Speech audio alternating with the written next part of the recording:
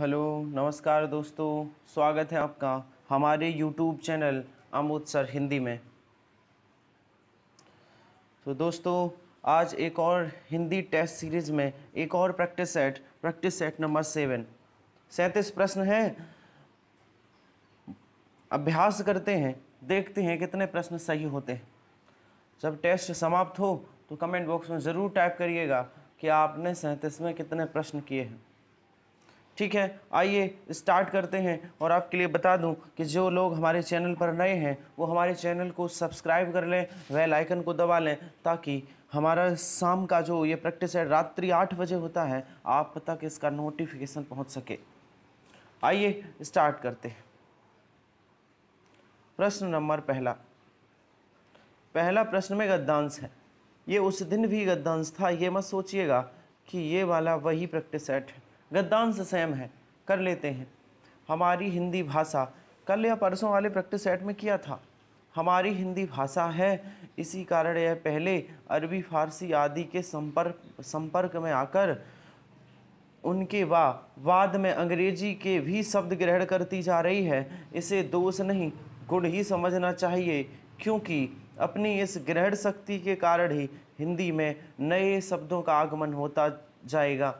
क्या भाषा की विशुद्धता के किसी भी पक्षपाती में यह शक्ति है कि वह विभिन्न भाषाओं की सम्मिश्रण क्रिया में रुकावट पैदा कर दे? यह कभी संभव नहीं है। उपयुक्त प्रतिक्रियाएं स्वाभाविक हैं। हमें तो केवल इस बात का ध्यान रखना चाहिए कि इस सम्मिश्रण के कारण हमारी भाषा अपने स्वरूप को तो नष्ट नहीं कर रही, कहीं भाषाओं के बेमेल शब्दों के मिश्रण से अपना रूप तो विकृत नहीं कर रही। अभिप्राय यह है कि दूसरी भाषा के शब्द मुहावरे आदि ग्रहण करने पर भी हिंदी ही बनी रही या नहीं, बिगड़ कर कहीं और कुछ तो नहीं होती जा रही है। इस अवतरण का सर्वाधिक उपयुक्त शीर्षक क्या है? भाषा की सजीवता, हिंदी सजीव भाषा। तो इसमें क्या है, इसमें ज़्यादातर फोकस किया गया है कि हिंदी भाषा बरकरार बनी रहे।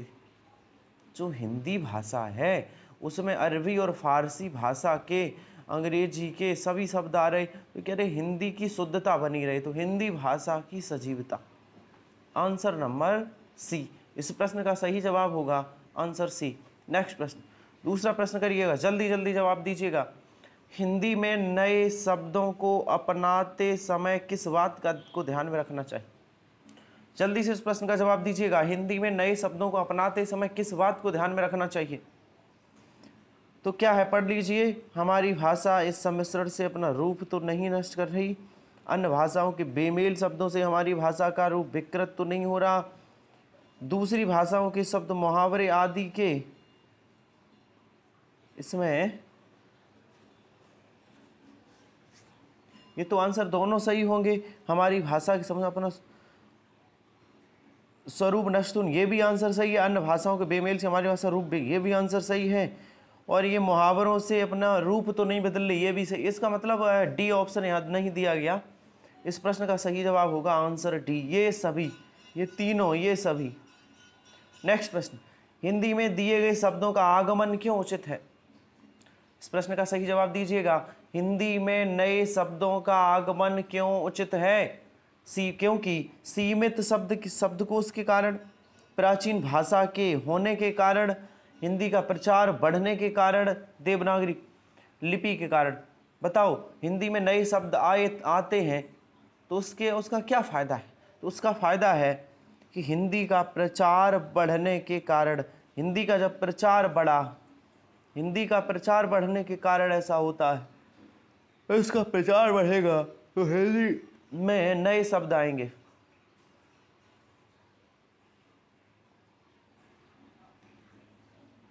निम्नलिखित में से कौन सा कथन सही है? इस प्रश्न का सही जवाब दीजिएगा। गद्यांश से संबंधित है ये प्रश्न, गद्यांश से संबंधित है। कौन सा कथन सही है? हिंदी में अरबी फारसी के शब्द हैं, हिंदी में अंग्रेजी के शब्द हैं, ये भी बात सही है, ये भी बात सही है। और देख लेते हैं, हिंदी में और भी अनेक देसी विदेशी भाषाओं के शब्द हैं, ये भी बात सही है। इस प्रश्न का सही जवाब होगा answer D, answer D. Next प्रश्न, 5 प्रश्न, ये आखिरी प्रश्न है गद्यांश से संबंधित। ये गद्यांश से संबंधित आखिरी प्रश्न है। हिंदी भाषा की वह कौन सी विशेषता है जिससे लेखक के गुण माना है, दोष नहीं। जिसे लेखक ने गुण माना है, दोष नहीं। हिंदी भाषा की कौन सी विशेषता है? अन्य भाषाओं के शब्द ग्रहण की शक्ति, भाषा की विशुद्धता, भाषा की रोमन लिपि, उपयुक्त में से कोई नहीं। अन्य भाषाओं के शब्दों की जो सख्त ग्रहण शब्दों की ग्रहण शक्ति है, ये हिंदी की विशेषता है, क्योंकि हिंदी भाषा में अन्य भाषाओं के शब्द आते हैं, अन्य भाषाओं के शब्द ग्रहण करने की शक्ति है, यही हिंदी की विशेषता है। आंसर सी, अन्य भाषाओं के शब्द ग्रहण करने की शक्ति। नेक्स्ट प्रश्न, फा, पा, फा, बा, भा और मा व्यंजन होते हैं, इनका उच्चारण स्थान क्या है? ये कौन से होते हैं? तो दंत, ओष्ठ, कंठ, तालब। जल्दी से जवाब दीजिएगा। इस प्रश्न का सही जवाब क्या होगा? इस प्रश्न का सही जवाब है आंसर वी, वी। ये पा, फा, बा, भा, मा ओष्ठ से बोले जाते हैं, ओष्ठ से बोले जाने वाले वर्ड है। नेक्स्ट प्रश्न, रस निष्पत्ति की दृष्टि से भक्ति रस का आलंबन निम्नलिखित में से कौन सा नहीं हो सकता? भक्ति रस का आलंबन कौन नहीं है? किसकी भक्ति नहीं की जा सकती? सर, देवताओं की भक्ति होगी, गुरुजन की होगी, ईश्वर की। कभी कोई अपने पुत्र की भक्ति नहीं करेगा, पुत्र की भक्ति नहीं करेगा। आंसर सही होगा बी। देखा है कि कोई पुत्र की भक्ति करे? सर, देवताओं की करेगा, अपने गुरुओं की भक्ति करेगा, ईश्वर की, लेकिन पुत्र की नहीं। आंसर बी सही। नेक्स्ट प्रश्न, प्रश्न नंबर 8, जिसका शत्रु पैदा ही नहीं हुआ हो, जिसका शत्रु पैदा ही नहीं हुआ हो के लिए एक शब्द बताइए। जिसका कोई शत्रु ही ना पैदा हुआ, क्या आंसर होगा इस प्रश्न का? जवाब दीजिएगा। इस प्रश्न का सही जवाब है answer C, answer C. Next प्रश्न, मीन का पर्यायवाची शब्द क्या है? मीन का पर्यायवाची शब्द क्या है? पहचानिए। मीन का पर्यायवाची शब्द क्या है? इस प्रश्न का सही जवाब होगा मत्स्य। मत्स्य या मीन मीन्स होती है मछली, मछली, मत्स्य। आंसर सही होगा डी। नेक्स्ट प्रश्न, घनिष्ठता का शुद्ध रूप निम्न में से कौन सा है? घनिष्ठता का शुद्ध रूप निम्न में से कौन सा है? तो कैसा लिखे जाए? घनिष्ठता मीन्स घनिष्ठता, कैसा घनिष्ठता लिखा जाएगा? तो इस प्रश्न का सही जवाब है, जल्दी से दीजिएगा। इस प्रश्न का सही जवाब है आंसर सी, घनिष्ठता ऐसे लिखा जाएगा, घनिष्ठता। नेक्स्ट प्रश्न, निम्नलिखित जोड़ों में उत्तम पुरुष वाले जोड़े पहचानिए। देखो, हिंदी में सर्वनाम 6 होते, सर्वनामों के 6 भेद हैं। एक सर्वनाम होता है पुरुषवाचक, और पुरुषवाचक सर्वनाम के 3 भेद होते हैं, उत्तम पुरुष, मध्यम पुरुष और अन्य पुरुष। उत्तम पुरुष में आता है मैं और हम, मध्यम पुरुष में आता है तुम, अन्य पुरुष में आता है यह, वह, ये, वे। तो उत्तम पुरुष पूछा है, उत्तम पुरुष में होता है मैं और हम, मैं और हम। तुम और हम ये कहाँ आते हैं? मध्यम पुरुष में। वह और वे अन्य पुरुष में। तो उत्तम पुरुष पूछा है, इस प्रश्न का सही जवाब होगा ए, मैं, हम। नेक्स्ट प्रश्न, कटोरे भर उसने खीर खाई, कटोरे भर उसने खीर खाई वाक्य में अनुबद्ध संबोधन संबंध बोधक अव्यय क्या है? कटोरे भर भी खाई संबंध बोधक कौन सा चिन्ह है? तो कटोरे भर, भर में संबंध बोधक अव्यय है। भर शब्द कटोरा का संबंध बता रहा है, भर। आंसर सही होगा बी, भर। नेक्स्ट प्रश्न, हाथी आता है, हाथी आता है यह वाक्य बहुवचन में होता है, बहुवचन में इस वाक्य को बनाओ। तो हाथी आता है क्या होगा? हाथी आते हैं। इस प्रश्न का सही जवाब क्या होगा? हाथी आते हैं। आंसर होगा आंसर वी। नेक्स्ट प्रश्न, अगला प्रश्न है, बच्चों की कहानियां लिखने वाले चाचा चौधरी पात्र के रचनाकार। देखो, बच्चियों की कहानियां बचपन में बच्चों की जो कहानियाँ लिखी थी उसमें चाचा चौधरी एक पात्र बनाया गया था। तो वो कहानियाँ लिखी किसने थी? वो कहानियाँ लिखने वाले थे प्रवीण कुमार शर्मा। प्रवीण कुमार शर्मा, और इनकी कहानियाँ बहुत प्रसिद्ध भी हुई हैं।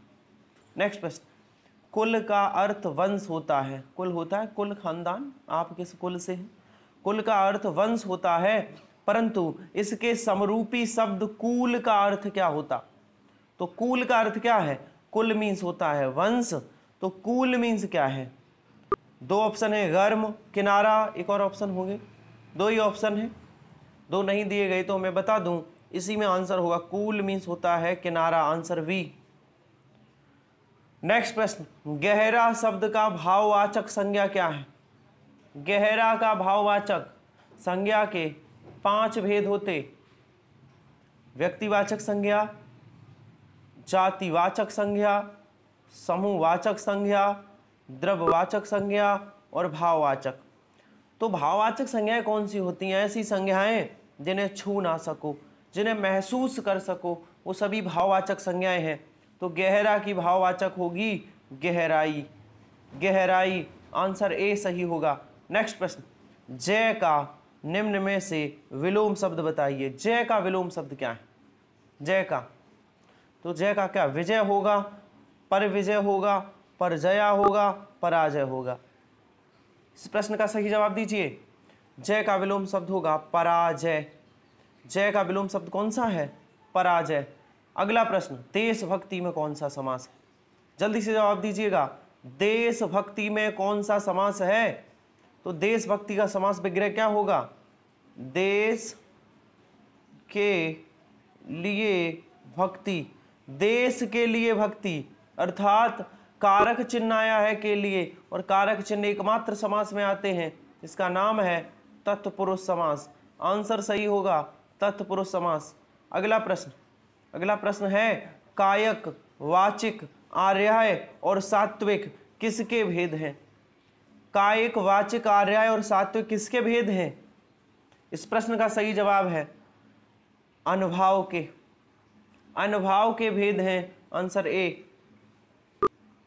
आलंबन के कौन से होते? उद्दीपन।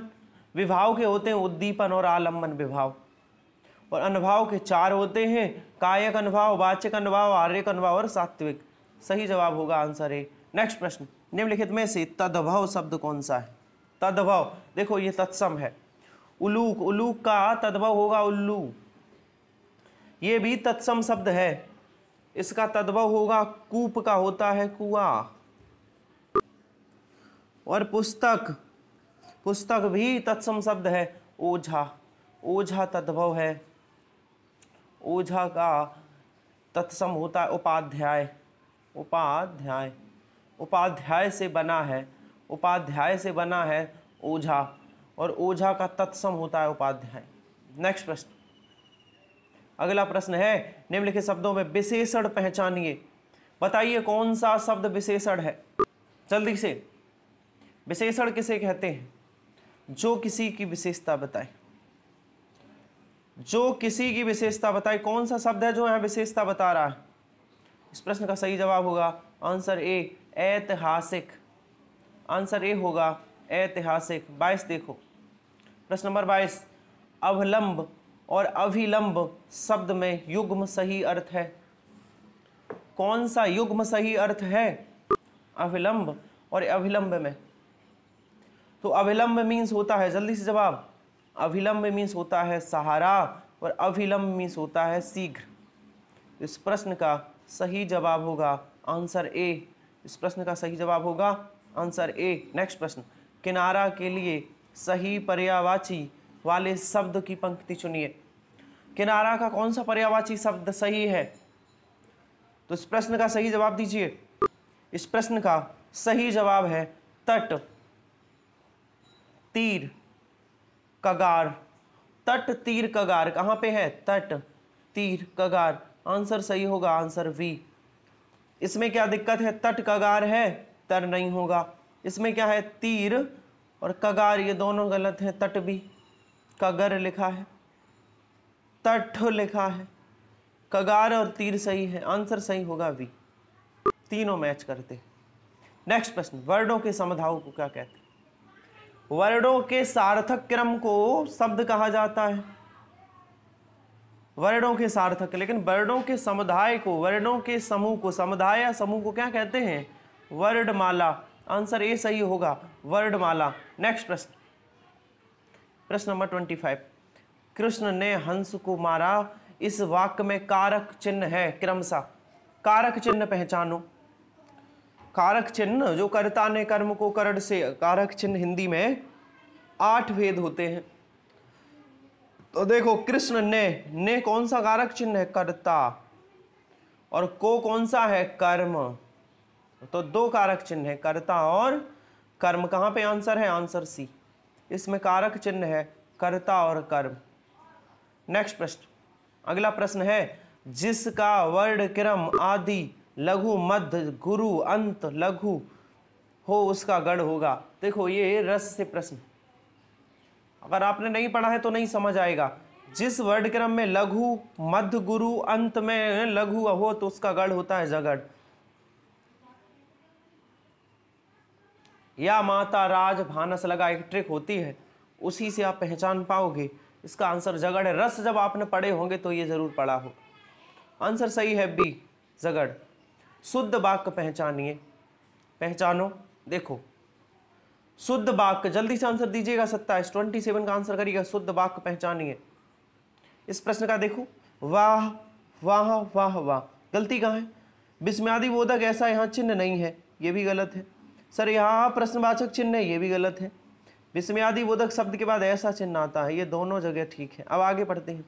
वाह कितना सुंदर दृश्य है, क्या कितना सुंदर दृश्य है? नहीं, वाह कितना सुंदर दृश्य है। इस प्रश्न का सही जवाब होगा answer B, answer B. Next प्रश्न, महोत्सव में कौन सी संधि है? महोत्सव का संधि विच्छेद करिए, करिए संधि विच्छेद। तो महोत्सव का संधि विच्छेद होगा महाधन उत्सव, महाधन उत्सव। इस प्रश्न का राइट जवाब होगा आंसर वी, महाधन उत्सव। नेक्स्ट प्रश्न, सत्याग्रह का सही सामासिक विग्रह कौन सा है? सत्याग्रह का सही सामासिक विग्रह कौन सा है? तो सत्याग्रह का सही प्रश्न, सही जवाब दीजिएगा इस प्रश्न का। सत्य के लिए आग्रह, आंसर सही होगा आंसर बी, सत्य के लिए आग्रह। नेक्स्ट प्रश्न, कोमल कमल कर में संप्रीत, इस पंक्ति में पूरा काव्य है। कोमल कमल, कोमल कमल संप्रीत में, इस पंक्ति में किसका लोप हुआ है? इस पंक्ति में किसका लोप हुआ है? तो इस पंक्ति में उपमेय है, उपमान है, साधारण धर्म भी है, लेकिन इसमें वाचक शब्द नहीं है। वाचक, वाचक शब्द जैसे सा सी से समान के समान सरिस, तो इसमें वाचक शब्द नहीं है। आंसर सही होगा ए 30 का। अपने मुंह में यहाँ मिट्ठू बनना मुहावरे का अर्थ क्या है? इस प्रश्न का सही जवाब दीजिएगा। अपने मुंह मियाँ मिट्ठू बनने का सही जवाब क्या है मुहावरे का?